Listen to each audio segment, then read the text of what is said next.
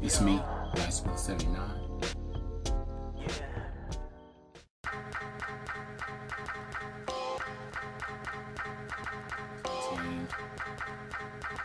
A bunch of PS1 games. I can just walk in and out of thrift store.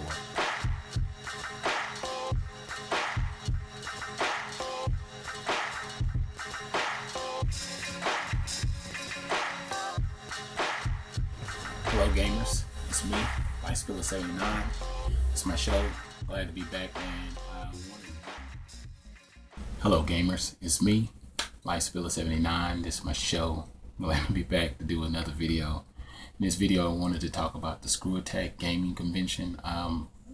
Pretty much go into talking about everything that went on.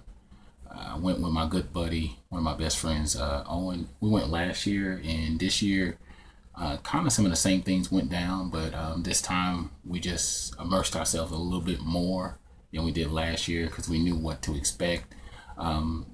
They kind of changed up some things this time around as far as like the badge procedure, your registration. I got to register, and I had my receipt from online from my email. Just went ahead and put that right into a computer that was one of the kiosks that was sitting there, and they automatically allowed you to create your badge, which is pretty cool. And it basically says SGC, woohoo. Here we go, SGC. And then they gave us these little buttons to put on there as well. As you can see, pretty cool stuff. So we did that, and then this time, instead of having the arcade games, in one of the rooms, they had it out on the open floor, but they had this floor kind of sealed off for everybody from the SGC convention, which was cool. First thing me and my good buddy did was we saw you in Squadron, and he was like, as soon as he saw it, he was like, we're gonna play this to completion.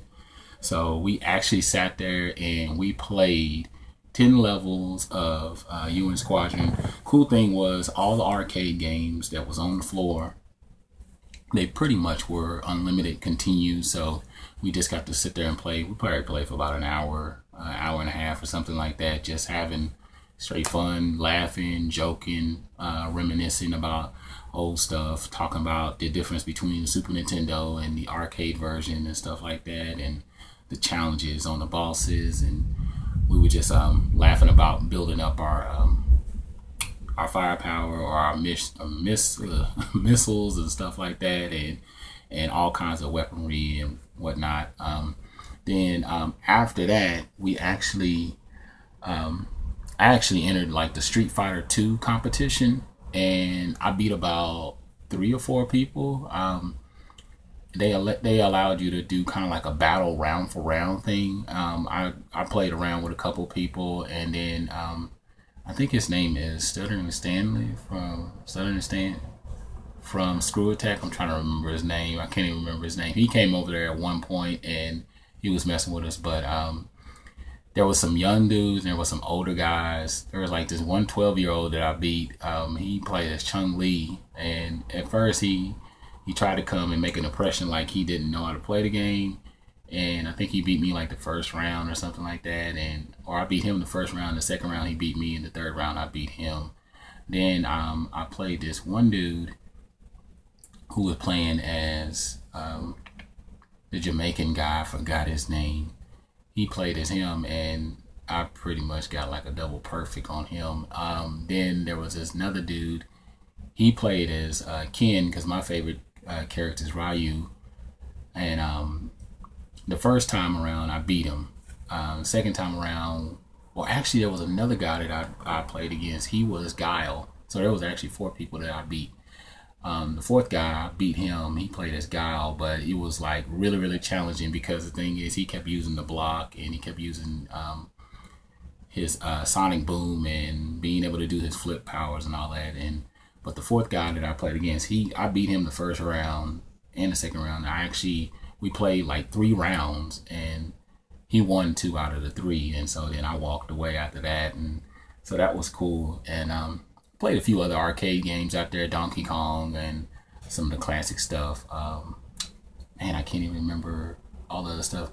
Oh yeah, on the way to get our badge, I actually met met up with Billy, and funny story is just want to give a shout out to Marcus Simpson. Because of him, he posted like a little picture off his cell phone telling us that Billy was talking about I'm done or I quit when he saw some of Marcus Simpson's SNES collection. Because Billy from the Game Chasers, he loves the SNES and the NES. And I actually end up getting in touch with Billy on Facebook. And then I also end up hitting him up with requests, and he accepted my request, and now we're friends on Facebook. But he also lives in the same area as I do, so we just started chatting it up on IM, and he was asking, he's like, I know I met you from somewhere. And I actually met him at the Retro Fest last year at a gymnasium.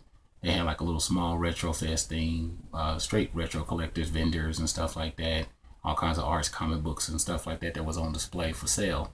So that was cool, and that was last year. That was before I even really got serious about the channel. But then, yeah, I met him there and sat there and talked with him. And actually, last week we talked for a little while, and he was like, I knew you from somewhere. And then he was like, I seen some of your videos, and he just thought it was really interesting, and he loved what I'm doing with my channel. And so he said, man, I hope to see you there. And ironically, after I got my badge, I met him in the hall on the way, because some of the people were signing. They were doing autographs and stuff like that. And I'm just letting you know, I didn't take a lot of pictures because I'm just not a picture guy. I'm trying to get over that whole thing. I don't know what it is about me and pictures. But yeah. So anyway, I didn't take the picture. But I did get to meet Billy. I got to meet Jay. I got to meet Pat the NES Punk. I got to meet Pro Jared. And they had real short lines there this time. So, cause they all had their own booths, and I end up purchasing some games from them, because later on, after my homeboy and I went out there from the arcades, we went to the PC console area, and I was able to get some footage of that and stuff like that, some pictures and stuff. And they did the same thing like they did last year, except for they had more of the Retron, and they had like all the systems in there. They had the PC, they had the Halo competition thing going on, and then they had stuff on the big screen, like the projectors, like the 100 feet or 100 foot square, 100 inch, whatever you want to call it, square. I don't know what to call it specifically, but they had that up on display. So then they had the fighting games there too. So we went in there and we stayed in there for about an hour. Didn't go to Indie Heaven this time because we just got so wrapped up with immersing ourselves. This time we just kind of had more fun because we knew what everything was about. So yeah, eventually went into the vending game hall, and I want to show you some of the stuff that I picked up out of there. Really good deals. I was able to use some of my tugging and pulling and bargaining skills, because the first thing I was looking for, because I had a mind to go in there to find some TurboGrafx-16 games, because they're hard to find. And I had some other games, some GameCube games, because I want to build up my GameCube set. I think I'm just under 20 games. I think I'm like at 18 or 19. I can't even remember. But the first few games I got, one was originally, I was about to pay $26, but I talked the guy down. I was like, how about 20? And he was like, 25. And I was like, well, how about 22? And he said, okay, we can do that. So for $22, I got 007 GoldenEye, which is one of my favorite first-person shooter games. I definitely love this game. Probably one of my first, I guess you can say even in my top 10. And then TurboGrafx-16 game that I got was Vigilante. I actually played all these games already, tested them out, and definitely enjoying this. So, because this one would have costed more, because TurboGrafx-16 games already, they're expensive, so there's just no getting around it.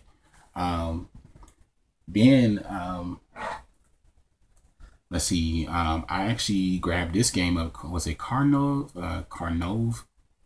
This is a game that I've been looking for, an NES title that I really enjoyed at the arcades, and I was so glad to have this. I actually only picked this up for $2, so I was glad to have that. He actually originally charged $4, but I talked him down to $2. Should have got them to autograph it, but you know, your nerves and everything, and your excitement level and the adrenaline just rushing through your body, and you just, it's like after everything is said and done and you sitting down eating, and you're like, okay, I should have got the autograph, but I didn't. Now, I did manage to catch my homeboy slipping. And if you don't know what catching somebody slipping, if you haven't watched the Game Chasers, it's basically when you done picked up a game and it's actually a really good title, and then you put it down not even thinking about it. I guess you just don't have full knowledge about it or whatever. And that's what my homeboy did. These 3 games, let's see, I ended up talking him down because one, I think it was going to end up being a total of $15. I think I talked him down to $10 or $11 for the lot of games that I got. And the first game that I caught my homeboy slipping on was Darius Twins for the Super NES. I love shooters for the Super Nintendo. It just seems as though they nailed it really well. And as you can see, it's charged for $5, but I got them to talk it down. And so these 3 games that I'm going to show, I got it for like $11 or $12. Then I got Narc for the NES. Another one of my arcade favorites. Doesn't translate too well on the NES, but I still love it. So the nostalgia kind of outweighs everything, the graphics and everything. So it's still fun. It's still got some of the same elements in it. So I'm definitely going to enjoy that, which I started playing. And then a game that I had for the original Xbox, but for some reason it was scratching up or it was stopping on me, and it just completely stopped working. As you can see, this originally said $8 as his market price. This is Vex, one of my favorite games.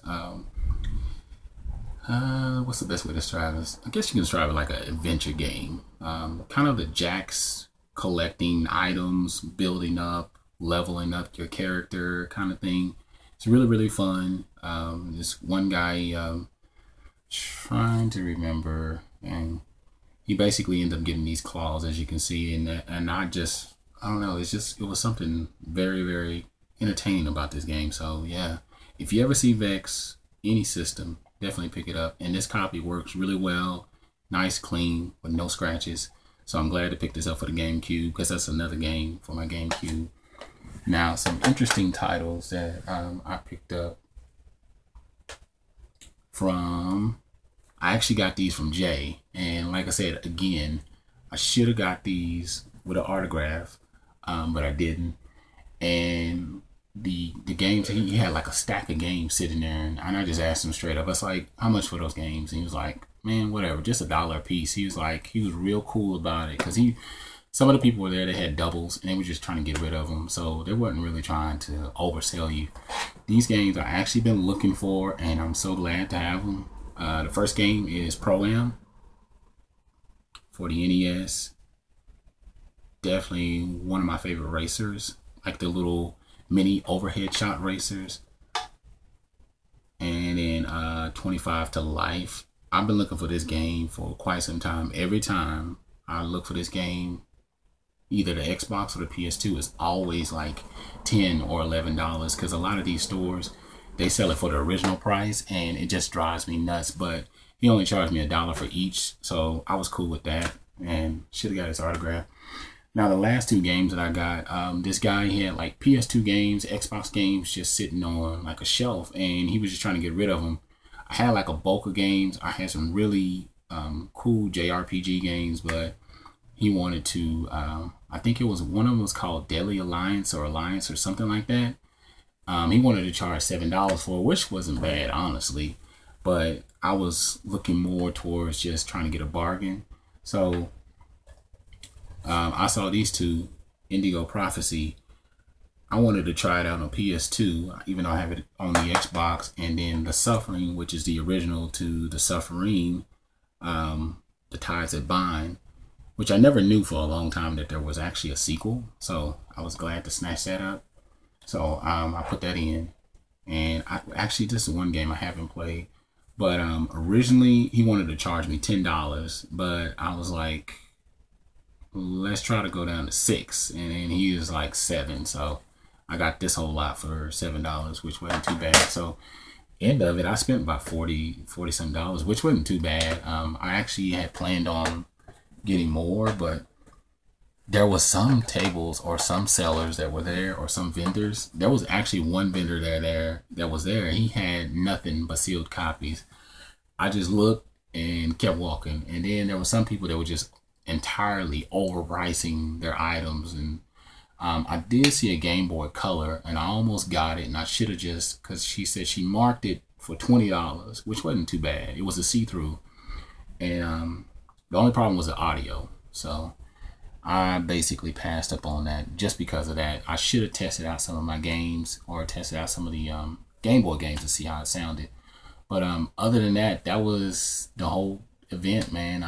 Other than that, we went to eat and chilled out, had a good time. I'm looking to go to Retropalooza. So if you guys are going to be in the Metroplex in Dallas, Texas around late September, like I think it's September 20th through the 21st, catch me there, man, because I'm definitely gonna sign up. It's gonna be another event hosted by the Game Chasers, and many other gamers are gonna be there. It's gonna be nothing but retro stuff, so definitely look out for me. I'm hoping to have a t-shirt made with my name on it so that I can get the wheels rolling, so people know who I am instead of just asking me, life spill who? Yeah.